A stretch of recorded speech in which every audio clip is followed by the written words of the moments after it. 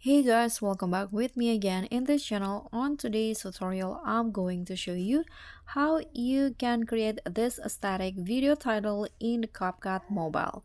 So first you can start by opening your edits and then go to text and just write your text. So for example, here I'm going to just write this. You can change the font into your favorite font. I'm going to just use this Poppins phone, and after that don't forget to adjust the duration. Okay, duplicate the text like this, and now on the second text go to style, and here change the opacity to 0, click on stroke and select the white color and set the width to around 7.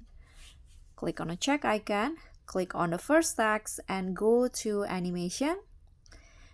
Then under the in category, add the typewriter animations like this, and on the out, add the dissolve animation.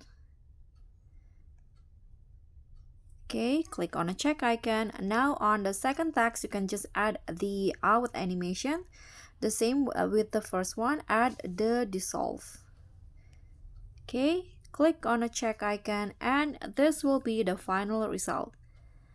So guys, that's all for me. Thank you so much for watching. Don't forget to like, comment and subscribe. Also click on the thanks. Bye.